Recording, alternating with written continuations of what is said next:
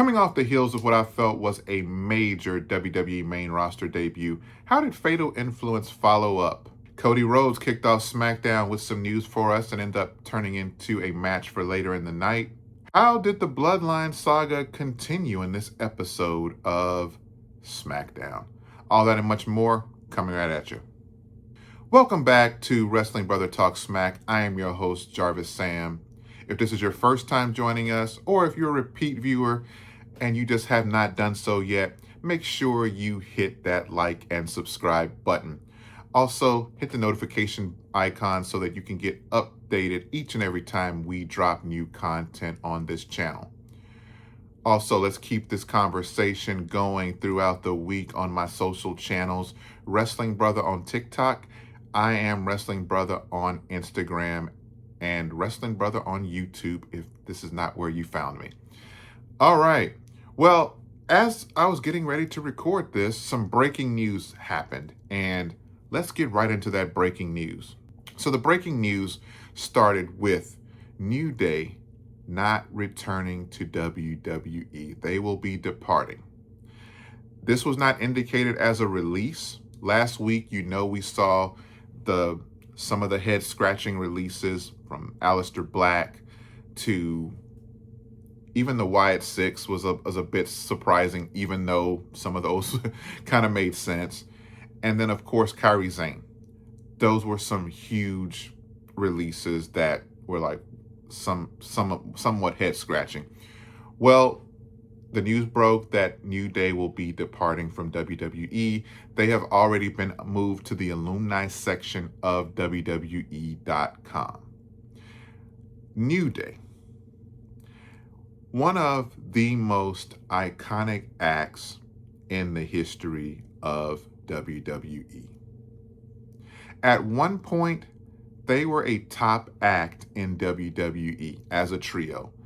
They could open the show, they could have banger matches, they cut amazing promos. They did so much with this trio. They all are stars in their own right. Everybody wanted Biggie to become world champion. He finally got that opportunity. We saw Kofi Kingston become world champion during Coffee Mania several years ago.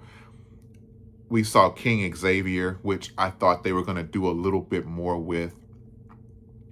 Of course, Biggie got hurt and pretty much a career-ending neck injury. Understandable. He has gone on to be an analyst, and he does a phenomenal job with that. It'll be awesome to see him at some point, maybe have one more match, but we understood. So then New Day kind of became a tag team. They just became this tag team, and you turn them heel, which I thought was one of the best heel turns we saw recently. Not only did they execute the heel turn well,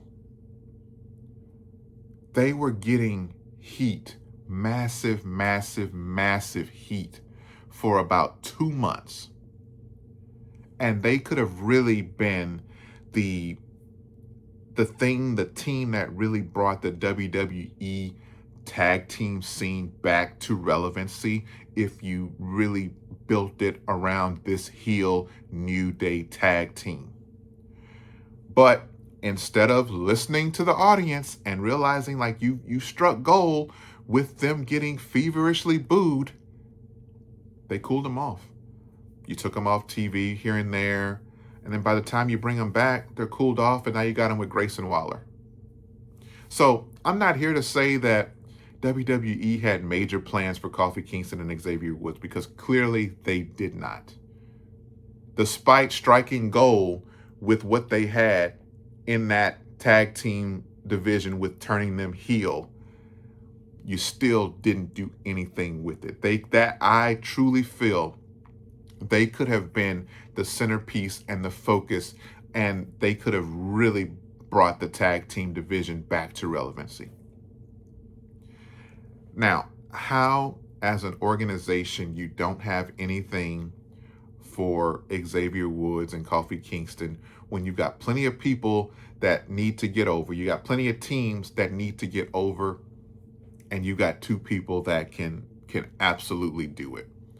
There was some interesting backstage segments recently where Kofi Kingston was literally trying to be in Javon Evans' ear and like, hey, let me take you under my wing. I thought that could have been interesting. No follow-up. Just a random backstage, and now they're departing. Don't understand it. Maybe there's something more to the story. I'm sure as time progresses, we will learn more and more and more. But again, this is a team and a legendary, from a legendary faction. New Day is going to be Hall of Famers. They're going into the Hall of Fame as a group. Kofi Kingston's probably going to go in as a solo. Big E's probably going to go in as a solo at some point. But this was shocking. This was very, very shocking. So then, just as I'm digesting that, I get another alert that there are two more releases. I'll be honest, these two make a lot of sense. Jacy Mateo and Tanga Loa. So, after the original Bloodline, Solo branched off and did his own thing. And he had his own version of the Bloodline. He brought in Tama Tonga and Tanga Loa. He brought in Jacob Fatu. And they were, people called them the Temu Bloodline, but this was not as bad as it became. The Temu Bloodline, as people put it, you end up getting Jacob Fatu over in that. I believe Tama Tonga could have got a lot more over. He has a pretty badass entrance, but they just didn't do a whole lot with him solo. Not Sikoa, just as a solo act, right? And then there was Tanga Loa. What are you gonna do with Tanga Loa? I mean, he can be in a tag team, he can be a background player, but that's about it. But then they pivot. You bring in Jacy Mateo and Talatanga, and now you've got this bigger faction. And I think Jacy Mateo was easily the worst addition to this Bloodline MFT situation.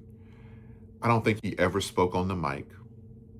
I remember his debut match, he wrestled in some damn jeans, looking like a baby rhino.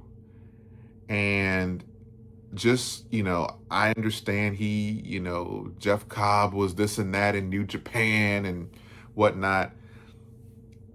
It doesn't matter what these guys did in New Japan. It doesn't matter what these guys did in AEW or TNA.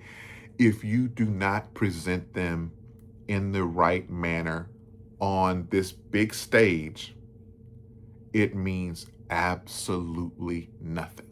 Jacy Mateo added absolutely zero value other than being a warm body in those matches in the feud that they had with the Wyatt Six, who were all released last week. Period. That's, and so when you add no value, you see nothing brewing with him as an individual. There's no personality being exposed. We really saw nothing in ring from him either. So it's not like he's putting on banger matches either. So this release makes sense. Tanga Loa absolutely makes sense. They're literally just background players to Solo Sikoa. You're never going to build them up to anything. When MFT is abolished or dismantled, disbanded, there's nothing that you're going to do with the fucking Tanga Loa.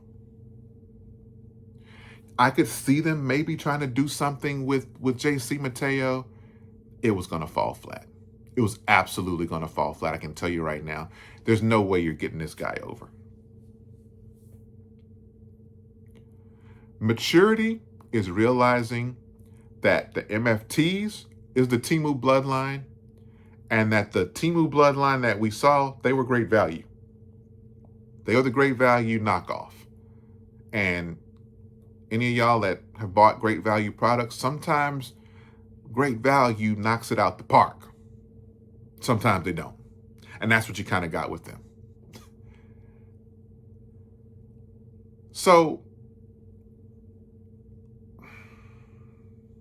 I don't know that this is going to be detrimental to programming whatsoever.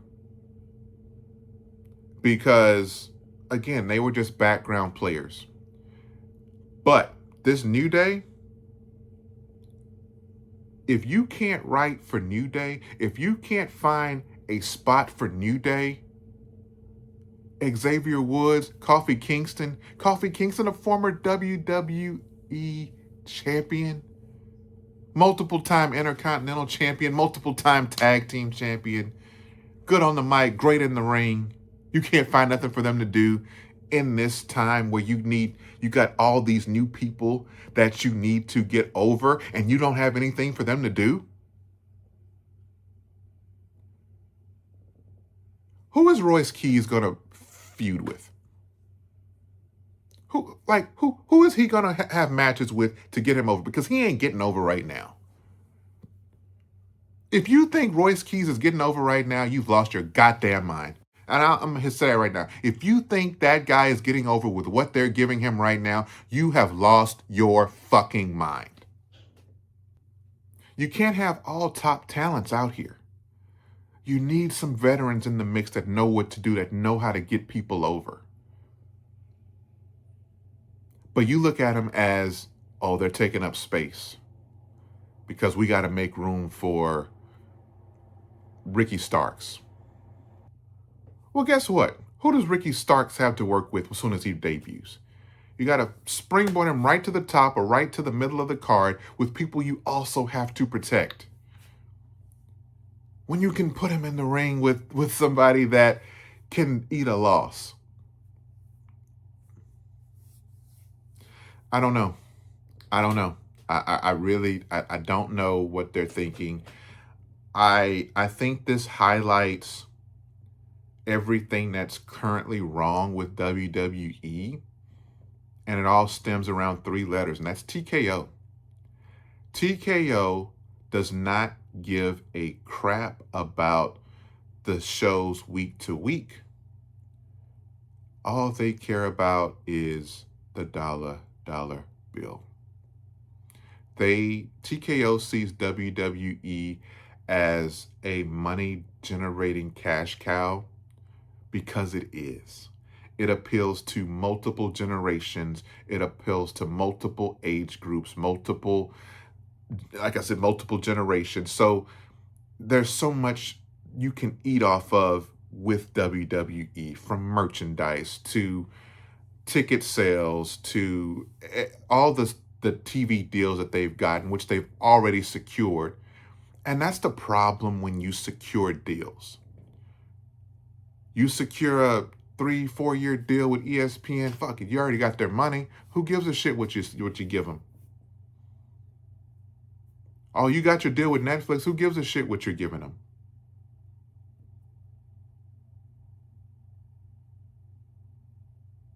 And who pays for that? The people that watch this show week in and week out. All right, last night we had a episode of SmackDown, and it was just that. It was an episode of SmackDown. This week we heard about the AI generated storylines and all that, which I don't know why that was news to anybody. We heard about this several months ago, that WWE was using AI to help them write storylines. And I think specifically they are using AI exclusively to write SmackDown, because SmackDown feels like a completely different show than Raw. And if you're using AI, why the fuck aren't you putting in the script from last night's Raw before you write this show? Because it feels like it's 2 different programmings. Now, was the show all bad? No, it was not. There were a couple things on this show that I absolutely enjoyed. But there was also some stuff that I'm just like scratching my head and going, what the hell? And even the stuff that was good. It makes you scratch your head because did we forget what we were telling? Did we forget what story we were telling just 2 weeks ago? Because now we're pivoting to something completely different. Did we have to pivot because of some unforeseen circumstances? And if that happens, fine. I totally get it. But that should be the exception, not the norm. And the norm is we're getting this stop and start storytelling and this random pivoting out of nowhere.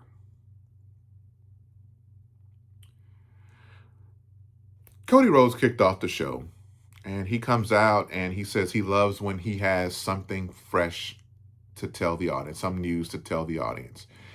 And he said that he met with WWE officials and he met with Nick Aldis to see if he would be cleared to compete. And he was cleared to compete. So, hey, he's ready to roll.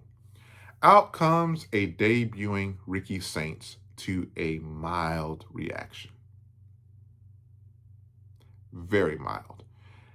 Not any fault of Ricky Saints himself. I think this is the spot he should have debuted last week. Last week, you had an audience that was a lot more familiar with NXT people. You probably had half casuals, half hardcores that watch it, and that's where you can really get him over in front of that audience. But they were very mild for him. He cut a decent promo. The gist of the promo was, hey, he's here now, and he's here to take Cody Rhodes' spot. He's here to relieve Cody Rhodes of his duties, and he's here to change who the show SmackDown is about, because it's about to be about Ricky Saints. Cody Rhodes asked Ricky Saints what has changed since the last time he pulled up on him in the same manner, because they had a similar situation in AEW. Ricky Saints told him, what's changed is you. He said, your 3 title reigns have aged you 30 years. So 10 years for every title reign has aged him, right? Anyway, they make the match official for later in the evening. Ricky Saints versus Cody Rhodes. Ricky Saints goes to leave. And then Cody Rhodes tells him, just like I addressed last week when I addressed the WWE Universe, I said, hey, on SmackDown and WWE, I'm not hard to find, but I am hard to beat. That sets up the match for later in the evening. We do see Cody Rhodes in the back in a segment with Sami Zayn later in the show, right before he goes out there to have the match with Ricky Saints. Sami Zayn tells him that, hey, we're the last of a dying breed. We're the last 2 real good guys. He said, that he hates that, there's been so much friction between the 2 of them, and he doesn't want it to happen anymore. He said that they're just alike. And Cody Rhodes says, no. He said, there was a lot of truth in what you said, but we're not alike. He goes out there, has his match with Ricky Saints. They go out there and they have a pretty good match. Cody Rhodes does pick up the win. After picking up the win, Cody Rhodes is ambushed by GUNTHER. Yes, by GUNTHER. A Raw superstar in GUNTHER is coming for Cody Rhodes. Pause. He chokes him out. He takes a look at the WWE Universal Championship and making it clear that that's the path he's going on. Now, this has been the confusing thing. You've got Jacob Fatu from SmackDown going for Roman Reigns' World Heavyweight Championship on Raw. Now you've got GUNTHER going for the WWE Championship on SmackDown. I don't hate it. It's fresh. It makes sense. But can we just like any other sport, maybe after WrestleMania, you have a month window, and then between WrestleMania and Backlash, maybe the Friday before Backlash, that's your trade deadline. And you just say, hey, we traded Jacob Fatu for Gunther. We're trading this person for that person. Because last time we saw CM Punk, looks like he wants Cody's title, even though he just lost to Roman. Why would you not want your rematch? And yes, I'm all for fresh matchups. I'm all for not running back classics, right back at Backlash. Like, save that for SummerSlam or save it for something else. But if you're going to pivot in this manner, go ahead and make it make sense. This is a part of the trade window. I asked to be traded to SmackDown because I want to beat the best in Cody Rhodes or whatever. But just 2 weeks ago, it looked like Gunther and LA Knight were going to have a number one contenders match to face Roman, which I didn't see going well for LA Knight, but it was the direction it felt that they were going. So I would imagine at Clash in, is it Paris, we're going to see Gunther versus Cody Rhodes. I very much wouldn't mind seeing Gunther as the WWE champion. I think it makes sense. I think you can even make, if you're going to bring Brock Lesnar back at SummerSlam, it would not be a bad idea for Gunther to be the champion going into that match to elevate the stakes even more. Gunther has been a champion on the main roster a larger percentage of the time that he hasn't been a champion on the roster. So it only fits his character to win this championship. I'd like to see it. I think it would create fresh matchups. I think Cody's that'll help be that thing to either turn Cody heel or to, if you don't turn him heel, fine. But at least now he's got to get back on the chase because he's going to get really stale as champion this third go-round. Fatal Influence. They made a huge, huge impact last week on SmackDown. They took out everybody in that tag team match, Alexa Bliss, Charlotte Flair. They took out Rhea Ripley. So this week, Jacy Jayne is scheduled for a match with Charlotte Flair. Awesome. Awesome. To an extent. Because, again, Jacy Jayne is somebody you need to build up. She is going to be a future women's champion on this main roster, 100%. Probably sooner than later. But why not build her up with wins? Give her a win over Bayley. Give her a win over Lyra Valkyria. Like, build it up. And then start going at some of the big dogs. But you're shooting her right to the top. Her first two matches as a main roster competitor are against Rhea Ripley and Charlotte Flair. There are very few names as it relates to women's wrestling than Rhea Ripley and Charlotte Flair. This week, again, this crowd in Tulsa, and if I remember correctly, the Tulsa audience is never just on fire. So it tracks, but they didn't get the boos at the level that they got last week. She was still, you could still tell there was interest there in the character. You could still tell that, there was some investment there, but it wasn't the overwhelming boost. Jacy Jayne does get on the mic and she talks about how, they're there to take out legends. This faction is definitely like the female Shield. They are definitely coming for these legends, and hey, I love it. Best thing about this, she goes into her match with Charlotte Flair. She gets the win after some interference from Fatal Influence. Fallon Henley got involved, and Alexa and tried to help out, but I mean, the numbers game catches up. Jacy Jayne gets a big win over Charlotte Flair. I love it. Rhea Ripley does come out for the save at the end. There was a brief segment in the back where Rhea did offer her help to Charlotte Flair, and Charlotte was just kind of like, I know y'all got y'all's little gothic vibe going, but we're good. And Rhea's like, I don't think you're good. She was like, there's three of them, and they're tough. I'll have your back. And Charlotte's just kind of cool. After Rhea comes out for the save, Charlotte does kind of respect it. They shake hands, and they go their separate ways. We know at some point we're going to see Charlotte and Rhea in a match again, so they don't want to make them too chummy to where it'll be weird to pivot into that. I could totally see that if they do another Evolution, I think that would be the match that would headline Evolution. So there you have it with that. We had Solo Sikoa comes out, and he is just with Tama Tonga.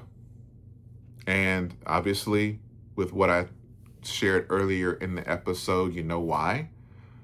We were conspicuous by Tama Tonga's absence last week. However, Solo did address that. He said, hey, I gave him the night off because of the Andre the Giant Battle Royal. He was blah, blah, blah, blah. They did kind of address that.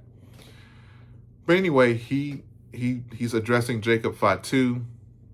And what's funny is, why on Monday Night Raw, Roman Reigns says, made it very clear to Jacob Fatu that he's in WWE because of him, not Solo. He's like, hey, Solo can't even get a cup of coffee into the building if he wanted to, which is crazy.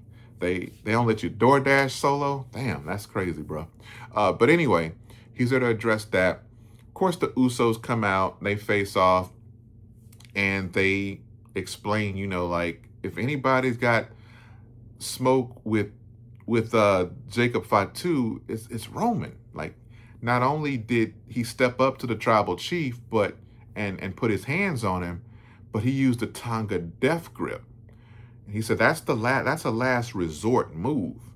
And Jimmy said, your dad used that move to Tama Tonga, and they're letting him know the gravity of this move, which whatever. Okay. Put the move over. It's fine. We know that they were putting the move over because of a spot that's going to happen. This ends up setting up the main event of the evening, which was the Usos versus Solo and Tama Tonga. That match takes place. Jacob, of course, comes out, interferes. This match, gets no finish. He puts, I believe it was Tama Tonga through the table. And so, the MFT, what's left of the MFTs were laid out. Jacob Fatu gets into the ring, faces off against the Usos. They're just looking at him. He walks right through them, kind of like bumping shoulders with both of them, and exits the ring. And, he says his usual stuff. He's going to get his at Backlash, and y'all let Roman know I'm taking it, blah, blah, blah, blah. There was also a backstage segment earlier in the night with Royce Keys, where he's talking about, we take what we want, we take what's ours, and this and that. And so I don't know if that's firing him up more. I don't know if there's something to this Royce Keys thing with Jacob. They're trying to explore the history that they have, which, I'll be honest, I don't have a lot of details on that, but, they're making it like, hey, we're two street dudes. We've known each other for X amount of years. We're kind of cut from the same cloth. So, don't let these motherfuckers, take what belongs to us, essentially. We'll see where it goes. So we had 2 matches added to the Backlash card, because it's all Raw as of going into last night's episode of SmackDown. All we have for next week's Backlash that was already set in stone were 3 Raw matches. We've got, obviously, the WWE or the World Heavyweight Championship match between Roman Reigns and Jacob Fatu. We've got Asuka versus Io Sky, and then Braun Breaker and Seth Rollins. Tonight, we got announced that we will get Sami Zayn versus Trick Williams for the U.S. Championship, which makes a lot of sense. And then we're also going to get Danhausen and a partner of his choosing to take on Kit Wilson and The Miz. We know that that partner of Danhausen's choosing is going to be Jelly Roll. This match is going to get on a PLE. Now, this goes back to TKO. I like Danhausen. Wouldn't call myself a fanhausen or nothing like that, but he is great comedic relief. If you've been following this show, you know for a fact that I am high on Danhausen. But TKO is a little higher on Danhausen. You know why? Because he is selling merch. So now we've got to get him on the screen more and more. So we got a promo segment from Danhausen that set up this match. Danhausen comes out. The Miz comes right afterwards and says, "Hey, it's like he's trying to make amends with Danhausen, and he's trying to shake his hand the entire segment." Kit Wilson comes out and is like, "No, don't shake his hand," and this and that. And Miz is like, he's seen the light, and the curse was real. He doesn't want to be cursed anymore, so he wants to shake Danhausen's hand and he wants to join.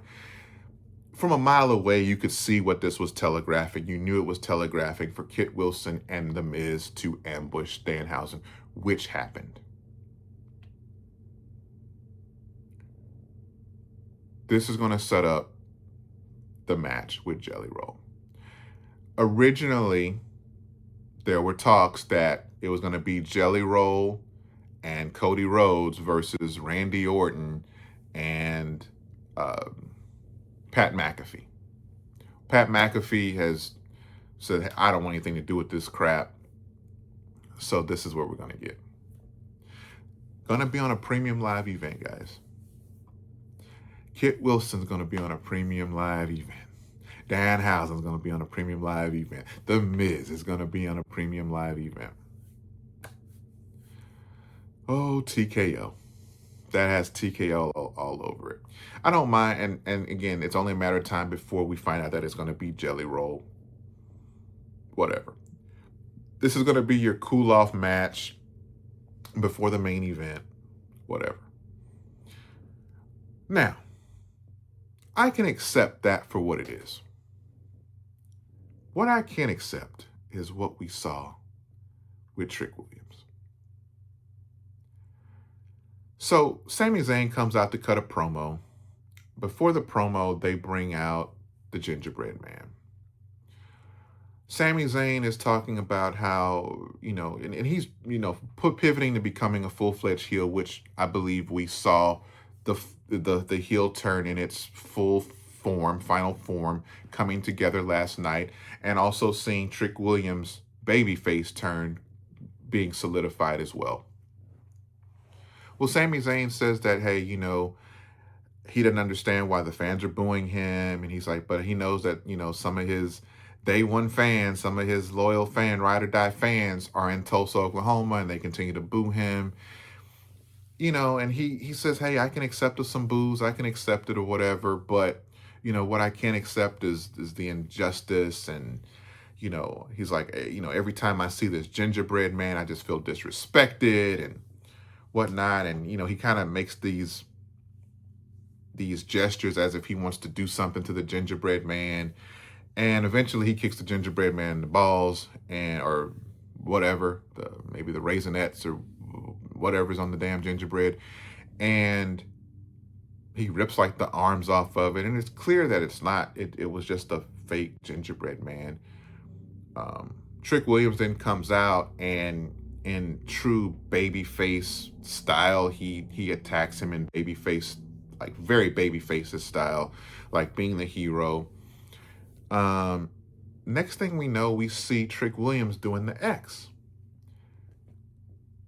Typically, the X means this isn't scripted. This is, something real is happening. So I'm like, wait a minute. Did something happen that for just a brief second, but I'm like, I'm pretty sure this was. Well, anyway, apparently this gingerbread man meant quite a bit to Trick Williams.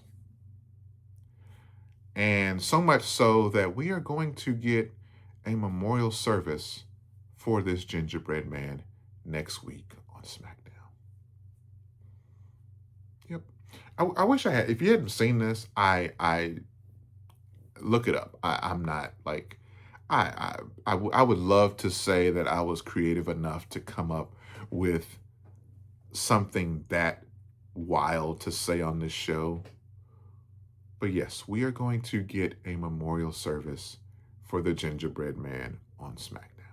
When they showed this, it immediately cuts to Sami Zayn going, we're really wasting TV time on this? And I'm like, Sami, you took the words right out of my mouth. You took the words right out of my mouth. Like, this is where you have all these stars that need to get over. And this is what you're doing, because not only is no one getting over as a result of this, I feel it is lessening Trick Williams. Just a little bit. I believe Trick Williams is talented enough to bang through it, but now I'm conspicuous by the absence of Carmelo Hayes. And I'm waiting on any minute now to see that WWE has parted ways with Carmelo Hayes. But I'm holding out hope that they're just leaving him off TV until maybe Backlash, where he returns and he is a heel and is going to feud with Trick Williams. But I don't know. We haven't seen him since the SmackDown before WrestleMania, where he was with Matt Cardona, and Matt Cardona is telling him that his WrestleMania moment will come. Just wait for it. Outside of that, SmackDown was what it was. It's an episode of SmackDown, guys. Another 3-hour episode. July cannot get here fast enough. If you haven't heard, July, we will go return to 2-hour SmackDowns again. I will not be, it can't get here fast enough. I will be a much happier guy. You cut an hour out of this show and, maybe they don't have time to waste on a fucking funeral service for a gingerbread man. Well, if you've made it to this point in the episode, thank you very much for joining. Make sure you hit the like and subscribe button. Follow me on socials. That's Wrestling Brother on TikTok. I am Wrestling Brother on Instagram. And if you didn't find this on YouTube, I am Wrestling Brother on YouTube as well. Also, there is an affiliates link down in the description. If you hit that affiliates link, you can buy things off of WWE shop that you were going to buy anyway, but we get a little kickback for that, and that keeps us bringing you good content. So if you plan on buying any merch from WWEshop.com, use that affiliates link. And this has been Wrestling Brother Talk Smack. Next week, I will be reporting on a gingerbread funeral. That is what this has come to. But join me next week. We'll have fun talking about it regardless. Again, this is Wrestling Brother Talk Smack, where we don't pop for the moments, we analyze the moments, and I will see you next time.